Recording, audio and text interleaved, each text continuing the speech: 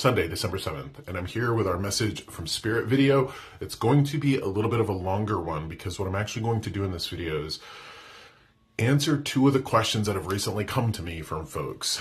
So recently I got a message from someone who reached out to me and said, could you tell me why I'm so afraid of my spirits?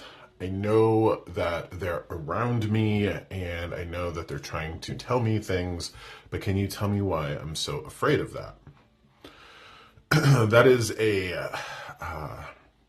a multi-layered answer. Of course, there's no easy answer, but I think the first thing that we're taught at a really young age, whether we grow up in a religious or spiritual household or not, is, you know, we get a lot of bullshit fed to us from churches. We do, about evil spirits and Satan and demons and all of that.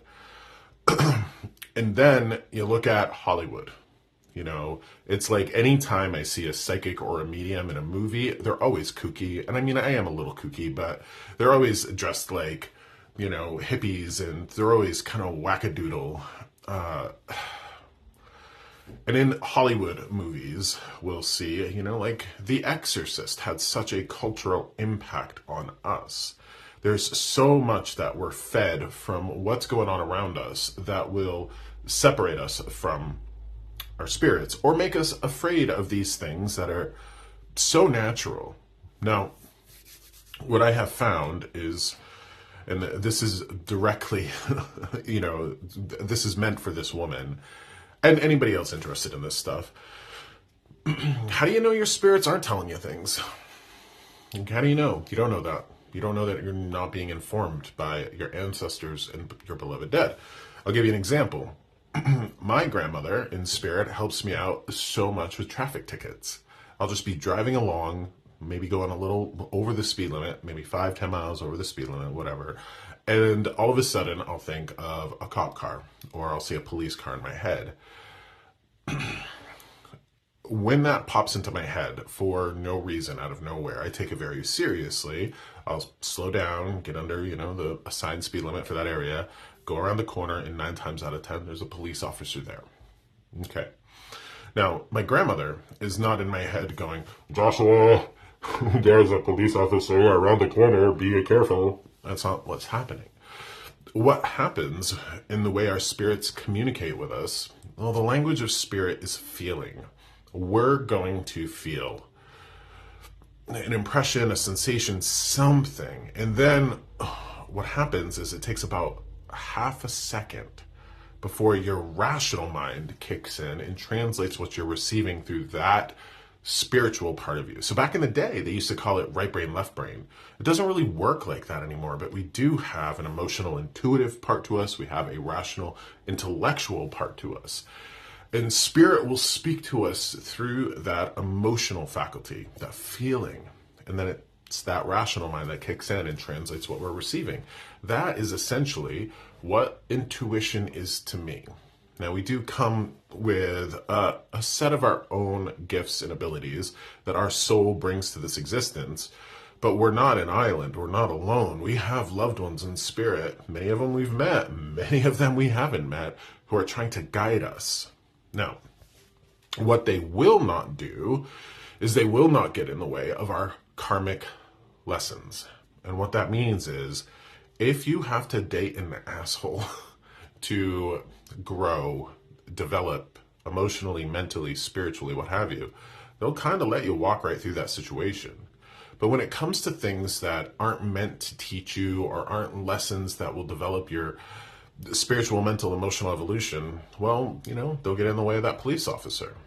And that's the issue with us, is that oftentimes we get caught up in not knowing what is intuition and what is paranoia or fear.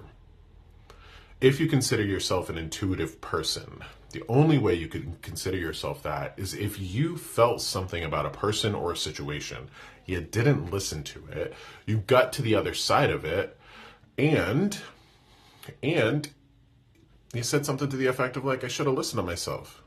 Well, when that happens to me, I kind of translate that, I'm like, oh, I should have listened to Graham. So it's a constant science experiment where we feel things, we don't listen, and then we learn, and it's a process where we come to trust ourselves. Now, the interesting thing about that and the whole karmic lesson thing, I have had intuitive pulls to people that were very bad for me. Why would that happen? Because I had to meet those people. I had to cross their path. I had to be taught by them, as awful as they were. And that was something my spirit saw that I had to go through for my own development. That's just what it is. Now, not every tragedy that happens to us is something that our spirits want to see happen. That's not what that is. But there is a method of learning in this world that we have to go through. Now, for the woman who reached out to me and said, why am I afraid of my spirits? Well, I would say first and foremost, it's cultural conditioning. It's cultural programming. And whether, you're aware of them or not, they are aware of you and they are trying to communicate to you. They are. A lot of times we don't listen. I think that fear that she feels comes from a place of the unknown, the mysterious. The reason why I do this work is that every time I sit with somebody and I connect to their spirits, every time it is always based in love. It's always based in love. Every message, everything that I get from spirit is in the interest of our emotional, mental, physical well-being. They want us to be good. They want us to be at peace and know joy and health. Now, to answer the other question that I received, because I mentioned in one of these videos earlier this week how sometimes it's difficult for spirit to reach us based on the stories that we're carrying. And I believe somebody commented on that post and I'd like to know more about that, what that means. So let me use some visual aids here. All right. So imagine that this crystal, this Herkimer diamond here, represents your divine soul. Now, you become incarnate as a human being. Your soul and your body merge and they become one. I like to think of it as like a horse and a rider. The physical part and the spiritual part comes together. And when we die and the horse dies, the rider carries on. Now, when we come into this world, we start to get conditioned. We start to get programmed. So think of yourself as an algebra equation. Here's your soul. Here's you. Here's your gender. Here's your DNA. Here's your parents. Here's your schooling. Oh, did you watch commercials growing up that taught you that you should look a certain way? Well, here's why you hate your body. Commercials, magazine covers. Oh, here's the church you went to, or here's the parent who abused you. And all of these things come to make up our identity, our ego, or what is known as the id. Okay. For me, the spiritual path is discovering how this stuff messed us up so we can get to the glory and the wisdom of this part of us. Because this is what happens when we die. We go through a life review. We're going to learn all about this stuff. Why mom hurt us. Why dad hurt us. Why this person did that. Why that person did that. Oh, did we have alcoholism in our family? Oh, was it a genetic thing? Oh, was somebody abused? We come to know things from a greater perspective. And then we start to look through that lens of compassion and grace and love that is inherent to this part of us. But it's this part of us that is difficult to get through. Now, spirit can't do anything about the way you carry on, the way that you tell your stories to yourself, about your place in the world. They can't do anything about that. What I have seen time and again are incredible people. Now, 99% of my clients are women, just the nature of this sort of business. But incredible women, incredible people will sit by me and they'll sit with me and their spirits are like, you're amazing, you're hardworking, you've been injured, you've been hurt, you didn't deserve it, you're full of love, you're full of grace, but you hate yourself. And that a lot comes from that cultural and conditioning about how our bodies aren't perfect. But then, we can kind of pick up a lot from this culture. The culture that we're in isn't perfect by any stretch of the imagination, and we pick up some awful stories. Those stories can include fairy tales. Fairy tales, what Disney did to fairy tales has affected us deeply Cinderella, Snow White, Sleeping Beauty will teach you to struggle and struggle and struggle until you've sort of filled this quota of suffering up, and your fairy godmother or God or whatever will come out of nowhere and give you the happiness that you've earned and you've worked for. We can kind of see that with Santa Claus. I was listening to Christmas music this morning, and, you better not cry, you better not, how all of those things. And I'm like, well, that's things that kids do. The idea of Santa, you better be a good boy or girl, or Santa's going to put coal in your stocking. That is an extension of what really gets us, with the savior myth in Christianity. And this is a touchy subject, but Christ teaches us. And let me rephrase that. Some interpretations of Jesus Christ's story will teach us that we have to suffer and carry the cross to earn salvation. And that's not true at all. That is not true whatsoever. There is nothing about this existence where you have to earn your way to heaven, where you have to earn your way to the grace of our Creator. That is horrendous. But it will also teach you, well, you got to be a good girl, you got to be a good boy, don't have sex before marriage, don't get an abortion, don't be gay. There's a lot that we are force-fed that is bullshit. It truly is. Now, I know that might offend some folks, but it paints a larger picture that we are taught a whole lot that will remove us from our inherent goodness, our inherent worth. And that is the biggest struggle I see from the world of spirit, how folks can walk around absolutely wonderful, hardworking, devoted, people of integrity, but they have somehow been infected by trauma, stories, cultural programming, where they hate themselves. Now, that is actually what is known as free will. You have the choice to believe in scary spirits. You have the choice to believe that you're a piece of garbage. You do. And those are the things that we can choose to believe. Not actual, not factual, but when we get stuck in those paradigms, well, that's difficult. Now, where did I learn that from? Where did I get that lesson about free will? Okay. In the world of spirit, man, I've met saints, I have met gods, goddesses, I have met angels. It is a height of arrogance for us to think that we're the only spirit in the unseen world. That is not true whatsoever. And I'm very close to one of these particular beings, and I had a question for her. And that question went like this: how can I believe in you? Now, mind you, this spirit that I'm talking about, I've seen full manifestations. I have experienced miracles, and it's been incredible. So beyond a shadow of a doubt, I know these beings through tangible evidence exist. So I asked this one spirit, and I said, hey, how can I believe in you or a higher power like you? How can any human believe in a higher power like you when there's a man like Vladimir Putin out there? Like, outside of the Ukraine thing, Vladimir Putin, when he got into power after the fall of the Soviet Union, he pushed a button and killed like 36,000 people in a village because he just didn't like them, didn't like those type of people. Gone. How can we believe in a God or a source or love or creation or angels or God or any of this stuff if people are like that? And she tells me that she can't do anything about Vladimir Putin because he's stuck in his story. Now, Vladimir Putin, okay, he was born into Russia. That comes with a certain amount of cultural conditioning. He was a KGB agent. Many of you might not know this about the Ukraine war, but it's a religious war for him as much as it is a resource war. In 1812, the Russian Tsar that Putin emulates, kind of worships, stood on the river in Kyiv, Ukraine, and declared Mother Russia. Have you ever heard that term, Mother Russia? Well, there's a history to it.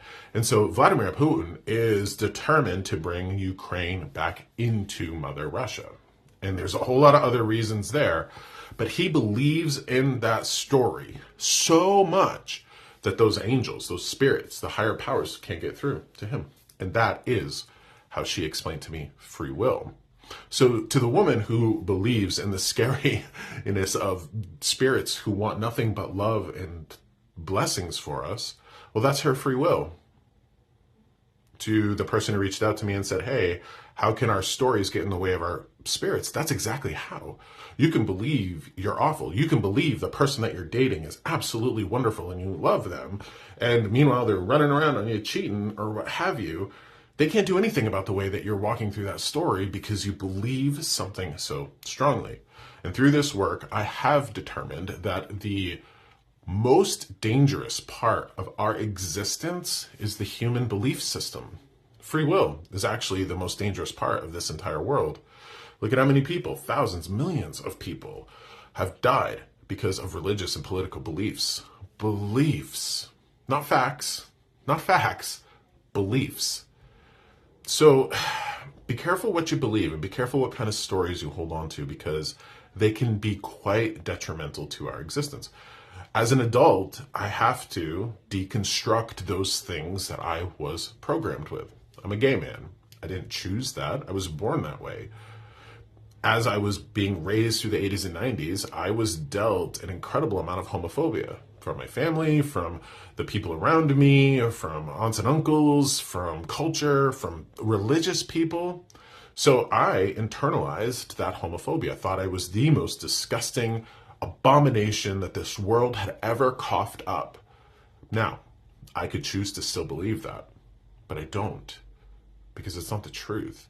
And I deconstructed that story. So whether you're raised in a religious household or a non-religious household, we all have to deconstruct the things that we are given, whether it's through our parents, through our teachers, which has a significant impact on us, through culture, society, movies, books like the Bible. Like there's so much that we have to deconstruct because a lot of it just separates us from love. Whether you realize it or not, I'm speaking to everybody that's watching this video, and I'm speaking to those two women that asked these questions. Whether you realize it or not, you are absolutely beautiful, worthy, wholesome. You're human. You're going to make mistakes. And making mistakes is as natural to being human as breathing is. So give yourself some grace and be careful of the stories that you're holding on to and the stories that you believe, because they will significantly impact the quality of your life. I'll give you an example. At the age of 2, we all start to be programmed. There's no way around it. We start to get impacted by everything around us, our people, media, songs, everything. Imagine, if you will, how many women have lived in this world, lived in the age of consumerism and commercials, and have been taught through that. Maybe she's born with it, maybe it's Maybelline culture, about how much their bodies are not beautiful. And they spend their lives, starting at a very early age, hating their body, starving themselves, plastic surgery, all sorts of things to achieve this sense of exceptionalism that is just an illusion given to us so we can spend more money. How many women out there have lived 50, 60, 70, 80, 90 years, beautiful souls, beautiful bodies, and were taught to hate themselves? Then what happens is they die and they look back on the amount of time that they hated themselves and they're like, I was beautiful. I love my body. My body was what gave me the ability to have children and dance and eat cheeseburgers and have sex and all the living things. And from that world of spirit, we look at how we're impacted by those stories. So again, that spiritual path for me is unpacking those stories, getting away from it, and returning to the glory that is this. So, I'll show you how this works. Think about the thing that you dislike about your body the most. Think about what you would tell a best friend or a sister or a daughter if they felt that way. Okay, what you would tell a sister, best friend, or daughter comes from this part. What you're telling yourself comes from this part, your ego. That's what that is. So unpacking, deconstructing, healing, and most especially getting in control of the conversation that we have with ourselves is inherent to the quality of our life. Now, why do I do this? Because, I inherently believe that humans can control the conversation that we have with ourselves. I refuse to believe the things that were taught to me that my brain's just repeating back to me. I refuse to believe it because by believing those things that aren't facts, believing those things creates a sense of suffering for me. Now, I have a grandmother in spirit. I want her to rest in peace more than anything. Well, if she's going to rest in peace, her people have to live in peace because she's watching us. And I can't do much about, say, my sister or my parents or any other people that my grandmother watches over, but I can do something about the way I carry myself through the world. I can refuse to believe these stories. I can refuse to believe what narcissists and abusers and stalkers and like all sorts of awful people that have crossed my path. I don't have to believe what they've taught me. I don't have to believe what commercials have taught me. I don't have to. I can control the conversation that I have with myself, and the reason why I do is because I want my grandmother to be at peace. And I deserve peace as well. So thank you for being here. Kind of a longer video, but I hope you got something out of it. Just feel free to come back and watch it or share it to people that you think might benefit from some of this. So to those two women that asked those questions, thank you for that. And I hope that I was able to give you some sort of clarity. Now it's Sunday. Hope you get some rest. Holidays are upon us, just a couple weeks away, wildly. And, you know, be gentle on yourself. Don't buy into that cultural programming that you have to spend thousands of dollars to demonstrate your love to others. Okay? So just be at peace. You're only here for a certain amount of time, and you can find a lot of peace by getting in control of that story you tell yourself. So all my love to you. Thank you for being here. Find my readings, my books, my podcast on my website at joshsimons.com.